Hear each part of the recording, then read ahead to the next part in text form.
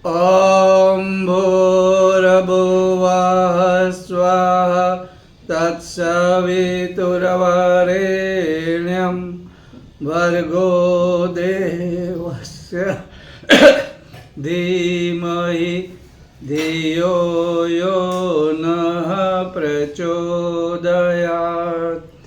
ॐ गुरुर्ब्रह्मा गुरुर्विष्णुः गुरुर्देवो महेश्वरः गुरुर्साक्षात् परब्रह्म तस्मै श्री गुरवे नमः।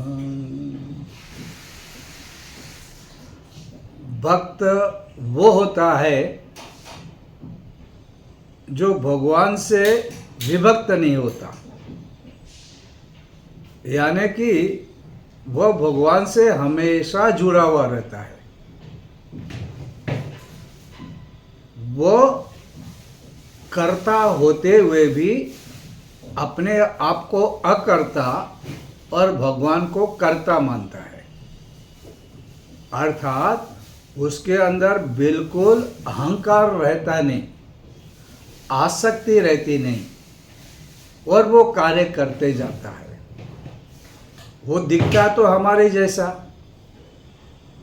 अपना कर्तव्य निभा रहा है, भोजन कर रहा है, रिश्ते निभा रहा है, लेकिन उसकी जो आंतरिक भावना है वो अलग रहती है। वो अपने जीवन का भार परमात्मा को सौंप देते हैं और जब वो बात करेंगे तभी उनके मुंह से निकलता है जैसी भगवान की इच्छा, भगवान करेंगे। या तो जिसे मानते हैं, जो गुरुदेव को मानते हैं, वो कहेंगे जैसे गुरुदेव की मर्जी, जैसी महाकाल की मर्जी वो करेंगे। और परम पूज्य गुरुदेव भी जब भी कोई उनका शिष्य अपने दुख लेकर आता था तो गुरुदेव कहते, बेटा मेरे पास ऐसे कोई मशीन नहीं है जो तुम्हारी इच्छा पूरी करे, लेकिन ठीक है बेटा, यहाँ से कोई खाली हाथ नहीं जाता, मैं गायत्री माता से कहूँगा। तब भी वो अपना अहंकार नहीं कहेंगे कि मैं करूँगा, मेरा तप मेरा पुण्य क्या कौन करेगा, गायत्री माता। किसे कहूँगा, गायत्री माता से कहूँगा। हाँ, ये बात अलग है। आजकल निठल्ले लोग भी कहते हैं कुछ काम नहीं करना है, कुछ कर्तव्य निभाना नहीं, कुछ चीज़ों को बदलाव लाना नहीं, वो भी कहते हैं महाकाल करेगा, भगवान करेगा, गुरु करेगा। ऐसे निठल्लों की बात नहीं हो रही है, हम बात उनकी कर रहे हैं जो सचमुच में भक्त है, जो जुड़े हुए हैं अंतर से और बाहर से। ऐसे भक्तों की बात कर रहे हैं। मैं आज आपको इंग्लैंड में हुए डॉक्टर लॉर्ड मोनिहन की बात करूंगा। लॉर्ड मोनिहन बहुत बड़े सर्जन थे और वो जो सर्जरी करते थे अधिकतर उसमें सफलता ही मिलती थी। उनकी मास्टरी ऐसी थी कि कभी कभी ऐसे पेशेंट मिलते जिनकी सर्जरी भीड़ में रास्ते पे भी करनी पड़े तो उसकी जान बचाने के लिए वे वहाँ भी करते थे और सफल होते थे।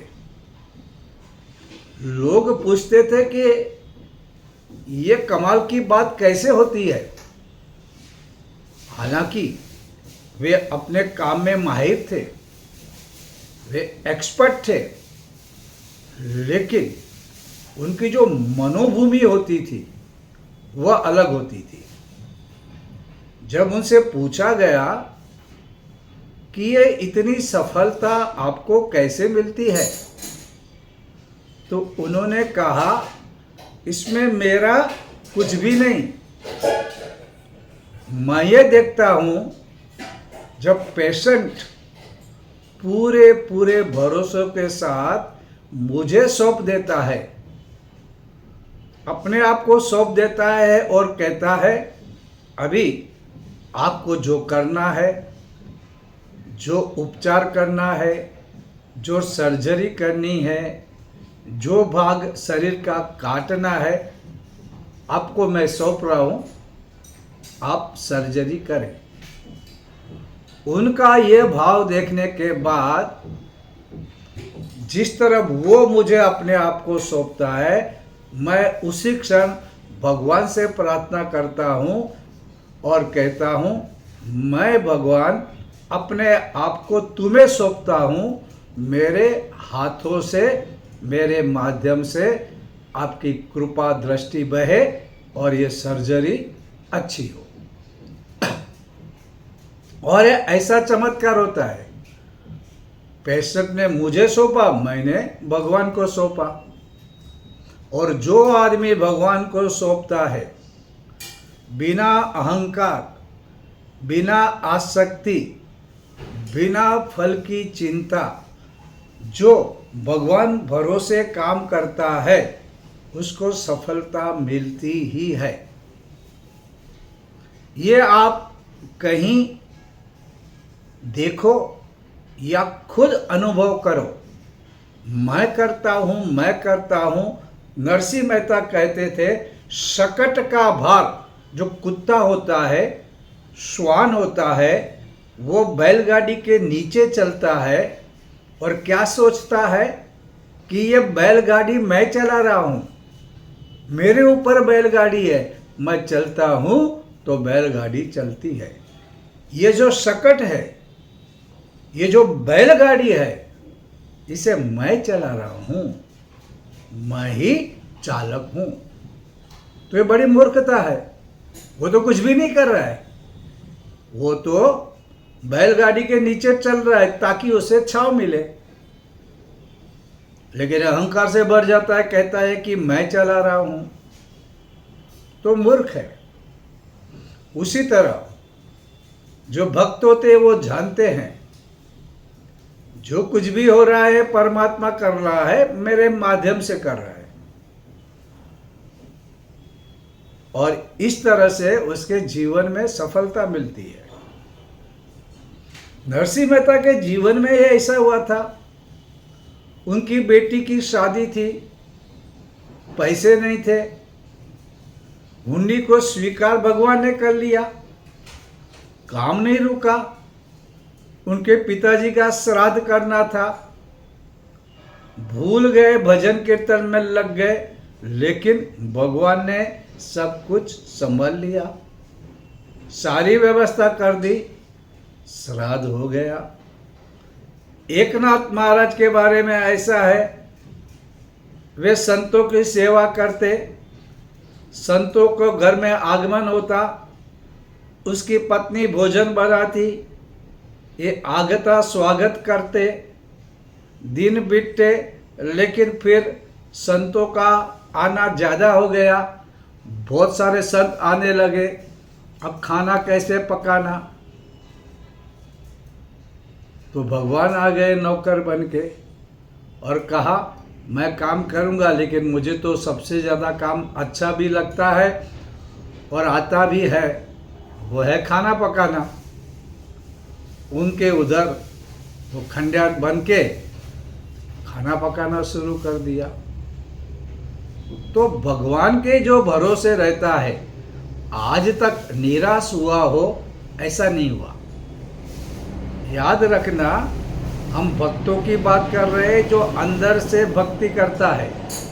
ये दिखावे के लोग बड़े बड़े तिलक, माला, अलग अलग प्रकार के वस्त्र पहन के भगवान को न मानने वाला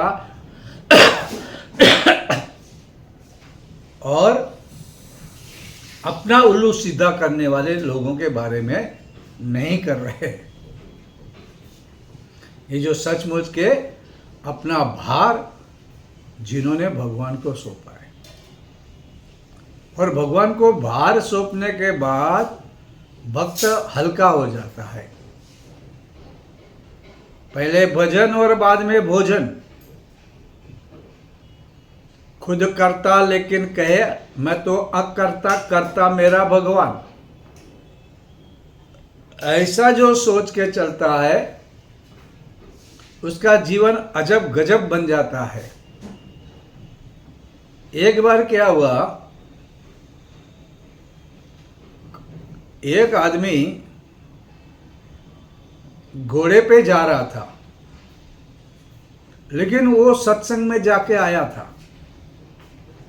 उसने कहा प्राणी मात्र में भगवान है, अपनी करुणा उनके प्रति बहनी चाहिए।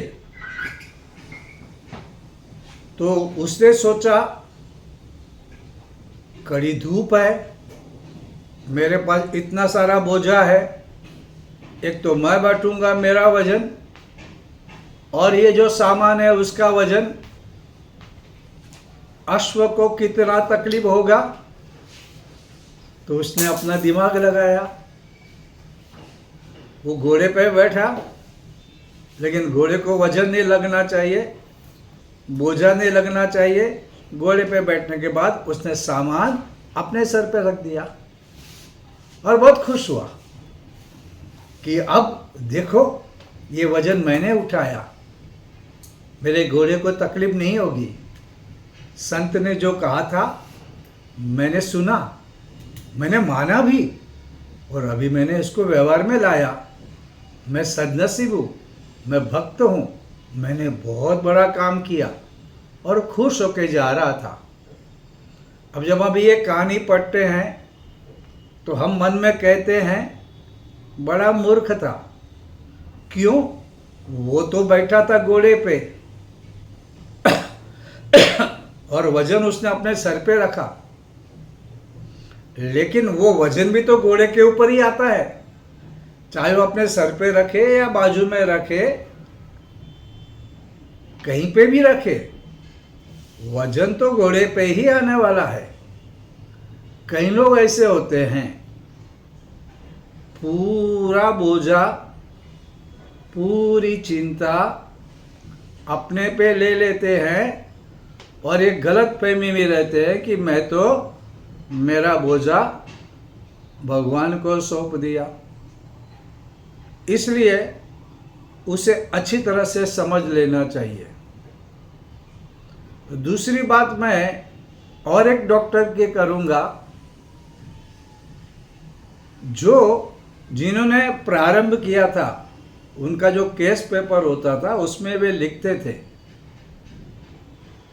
कि मैं तो ट्रीटमेंट करता हूँ, लेकिन आपको अच्छा करता है भगवान। I treat, he cures. उन्होंने ऐसा लिखा ही नहीं, उन्होंने ऐसा माना। ये मैं बात कर रहा हूँ डॉक्टर आठवले, अभी तो वे नहीं रहे। सायन में उनका अस्पताल था, मैं अपने बच्चे के लिए वहाँ पे गया था। उनका जो ट्रीटमेंट का जो तरीका था वो अद्भुत था। पहले उससे मिलते थे और जो पेशेंट के माता पिता होते थे उसे कहते थे, बेटा तू चाहता है तेरे घर में शुभ हो, तेरे घर में बीमारी ना आए, बच्चा जल्दी अच्छा हो जाए, तो एक काम करना बेटा, माता पिता की सेवा करना, सवेरे उठकर माता पिता को वंदन करना। अभी ये लगता है इसमें कौन सी बड़ी बात है, और ये डॉक्टर है क्या है? माता पिता की सेवा, माता पिता के चरण कमल पे माथा झुकाना, इसका और बीमारी का क्या वास्ता? लेकिन जो जानते हैं, और ये डॉक्टर को एलोपैथी, आयुर्वेद, होम्योपैथी, मानस शास्त्र, सारी बातें उन्हें पता था। वे सचमुच में मास्टर थे और भक्त भी थे। उनको मालूम था कि मैं ट्रीटमेंट दे रहा हूँ, भगवान ही अच्छा करेगा, क्योंकि अपने आप को भगवान को सौंपते थे। और माता पिता के आशीर्वाद, माता पिता की दुआ किस तरह काम करती है, और माता पिता का जो अपमान करते हैं, दुखी करते हैं, उनके घर में कैसी मुसीबतें आती है, वे जानते थे। क्योंकि स्थूल तरीके से ये कुछ भी नहीं लगता, लेकिन सूक्ष्म तरीके से समझेंगे तो यह इतना प्रभावशाली तरीके से काम करता है कि आप इसके बारे में कुछ भी कह नहीं सकते। तो ये जो सूक्ष्म कार्य काम करता है, ये हमारे समझ में नहीं आता, लेकिन हमें ये समझना चाहिए। परम पूज्य गुरुदेव कहते थे कि गुरु की कृपा शिष्य तक कैसे पहुंचती है, ये वैसे तो समझ में नहीं आता है। उन्होंने कहा गुरु तो शक्तिशाली होता है, तप है, पुण्य है, लेकिन सामान्य लोगों के भी विचार, उनकी वाणी, उनके शब्द, वो भी यात्रा करके कहीं ना कहीं किस तरह से मिल जाते हैं, यह भी सही है।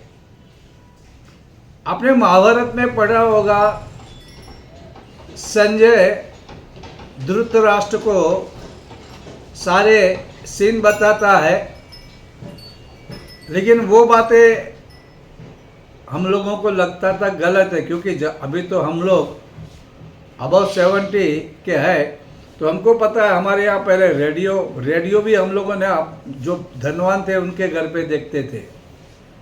कुछ धनवान कृपा करके हमें सुनाते थे, तो लगता था कि रेडियो के हम लोग ढूंढते थे कि उसके अंदर कौन आदमी छुपा हुआ है, कौन सी लड़की जाके छिपके से गाना गा रही है, उसका हाइट और बॉडी कैसा है, इसके बारे में हम लोग सोचते थे। उस जमाने की बात है। लेकिन आज हमारे घर पर टीवी है, वीडियो है। दूर कहीं अफ्रीका में या न्यूजीलैंड में या ऑस्ट्रेलिया में मैच होती है, तो हम हमारे घर में उसकी आवाज़, बैट और बॉल की आवाज़, उनकी टकराने की आवाज़, उसका दृश्य और उसकी छोटी छोटी बातें भी अपने घर में बम्बई में बैठे बैठे देख सकते हैं। ये कैसा हुआ? इसका जो माध्यम जो है वो सूक्ष्म है। वहाँ जो हो रहा है हम हमारे घर में देख सकते हैं, सुन सकते हैं, और उसका रंग भी देख सकते हैं। ये चमत्कार कैसे हुआ? तब लगता है कि महाभारत की बात गलत नहीं होगी। यह सूक्ष्म विज्ञान है। गुरुदेव कहते हैं हम जो देखते हैं वो तो बहुत कम देखते हैं। हम आँखों से देखते हैं, कान से सुनते हैं, उसके परसेंटेज बहुत कम है। हम सभी कलर भी नहीं देख सकते, हम सभी आवाज़ें भी नहीं सुन सकते। ऐसे कई, इसलिए तो चूहे मारने के लिए जो मशीन आती है उसमें से जो आवाज़ आती है हम नहीं सुन सकते, लेकिन चूहे सुन सकते हैं और वो भाग जाते हैं। अरे पानी में कितने बैक्टीरिया हैं हमको हमारी आंखों से नहीं दिखता, लेकिन हम लोग उसको सूक्ष्म यंत्र से देख सकते हैं। ये एक आश्चर्य की बात है। ऐसी कितनी चीजें हैं, हम लोग ग्रह नक्षत्र पे नजर रख सकते हैं, हमारी आंखों से नहीं देख सकते। जमीन और आसमान को मिलते देख सकते हैं, बहती हवा को नहीं देख सकते। और हम जब शिखावंदन करते तो भी क्या बोलते हैं, चिद्र रूपिणी महाबाय, उसमें तेजो वृद्धि करने के लिए कहते हैं। ये सारी चीजें ऐसी चलती है जो हमको समझ में नहीं आती। और भगवान के बारे में तो वेदों ने भी कह दिया, नेति नेति, कुछ समझ में नहीं आता।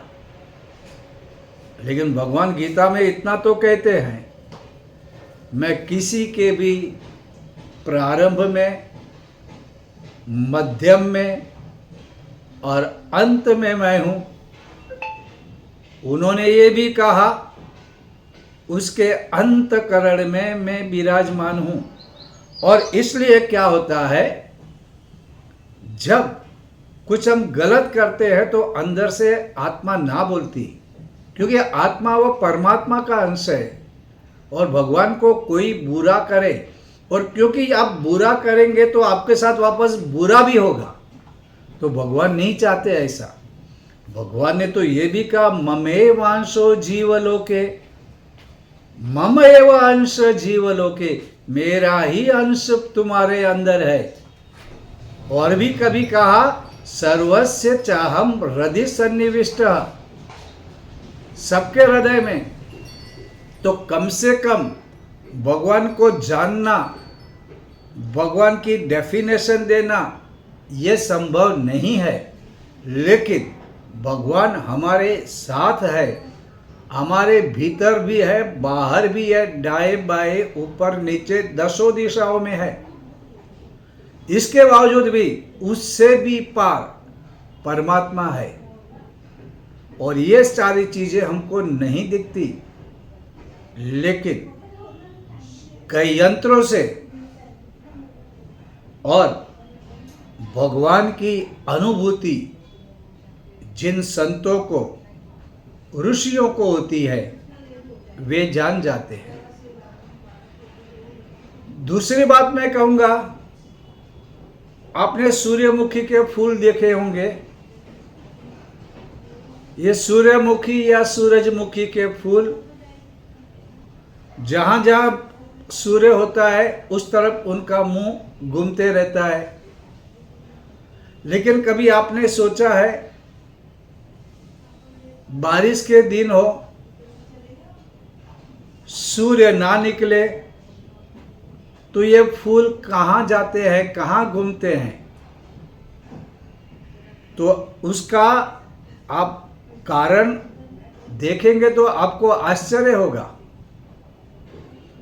सूर्य के फूल देखते हैं कि कोई सूर्य का फूल कमजोर हो गया है, सूर्य किरण नहीं मिल रही है, मुरझा जाने वाला है, तो जो बड़ा फूल है जिसमें शक्ति ज़्यादा है, वह फूल उस कमजोर फूल की तरफ मुड़ जाएगा और उसको एनर्जी देगा, और वो फूल ठीक होगा तो फिर और किधर घूम के जो कमजोर है उसको शक्ति देगा। ये कुदरत का नियम है, कुदरत का आदेश है कि आपके पास जो ज्यादा है उसको दूसरों को देते रहो। यह सब सूक्ष्म विज्ञान है। परम पूज्य गुरुदेव एक दूसरा एग्जाम्पल देते हैं। आप गोवा में गए होंगे या तो नहीं भी गए होंगे, सुना होगा, ये जो कछुआ होता है, ये अपने बच्चों को अंडे जो रखने के लिए वो पानी से बाहर आते हैं, उनकी जो जगह होती है मिट्टी में बच्चों को जन्म देते हैं, अंडे रख के जाते हैं और फिर अंडों को छोड़कर समंदर में आ जाते हैं। लेकिन उनका व्यवहार चलते रहता है, वे अंडे को अपने भाव संप्रेषण करते रहते हैं, भेजते रहते हैं, और अंडा उसे एनर्जी प्राप्त करते करते बड़ा होता है, फूटता है और बच्चा निकलता है और पानी में आता है। अच्छा, अभी इसमें और एक आश्चर्य की बात, अगर वो कछुए की मां बाई चांस मर जाएगी तो क्या होगा? तो जो अंडे उन्होंने किनारे छोड़े हैं वे भी मर जाएंगे। बिना मां के प्यार वो जो माँ भेजती है, जो हमारी समझ में नहीं आता, उससे क्या होता है, वो उससे शक्ति प्राप्त करते रहते हैं। मर गई, प्रेम वात्सल्य जो भाव है वो बच्चों की तरफ जाता नहीं, तो वे भी मर जाते हैं, अंडे सड़ जाते हैं। ये सोचने की बात है। जब हम भक्ति भी करें तो हमको सोचना है कि किस तरह से हमारे पितृ, हमारे माता पिता का प्रेम, हमारे गुरु का स्नेह और संरक्षण कैसे मिलता है। जब हम लोग यज्ञ करते तो कहते हैं कि परम पूज्य गुरुदेव और वंदनीय माता जी के सूक्ष्म संरक्षण। अब ये तो यांत्रिक हो गया, बहुत से लोग ऐसा बोलते हैं, अंदर कुछ भाव नहीं। लेकिन जो जानते हैं, जो भाव से बोलते हैं, वे अनुभव भी करते हैं। इसलिए गायत्री यज्ञ कोई भी कराए लेकिन कुछ लेके जाता है, क्योंकि परम पूज्य गुरुदेव का संरक्षण और उनके आशीर्वाद, उनके ब्लेसिंग और वो शक्ति काम करती है कि यज्ञ में बैठने वाला कुछ ना कुछ लेके जाता है। ये बातें हम लोगों को सोचनी चाहिए। अगर हम लोग सचमुच में भक्त है, गीता में भगवान ने कहा न मैं भक्त प्रणश्यति, मैं भक्तों का योगक्षेम कर वहन करता हूँ, तो ये सिर्फ कोरी बातें नहीं और स्थूल बुद्धि से समझ में भी नहीं आएगी। इसके लिए भाव होना चाहिए। भाव के साथ समझ, हमारी जो बुद्धि है वो सद्बुद्धि हो, हमारा जो चित्त है ये भी साफ सुथरा निर्मल होना चाहिए। निर्मल मन भगवान को अच्छा लगता है और भगवान निर्मल मन में ही आते हैं। हम पवित्रीकरण भी इसलिए करते हैं कि हम पवित्र हो। सिर्फ शरीर से तो स्नान करके आते हैं, हमारा मन भी पवित्र हो, निर्मल हो और हमारा अंतःकरण, उसके अंदर सद्भावनाएं हो। दुर्भावनाओं के साथ हम कोई भी कार्य करेंगे तो वो सफल नहीं होता है और होना भी नहीं चाहिए। ये अध्यात्म बहुत ही सही है, लेकिन हमको पूरी श्रद्धा के साथ उसे समझना चाहिए। मन बुद्धि कहीं पे रुक जाते हैं, लेकिन श्रद्धा कभी भी रुकती नहीं। और श्रद्धावान जो है लभते ज्ञानम, ये भगवान कृष्ण कह रहे हैं। और जिस दिन ज्ञान आ गया, अंधेरा चला जाता है, गलत फहमियाँ चली जाती है और हम लोग सही मार्ग पर चलने लगते हैं। और सही मार्ग पे चलेंगे तो सुख शांति समृद्धि मिलेगी, उसमें कोई शंका नहीं है। आज के लिए बस इतना।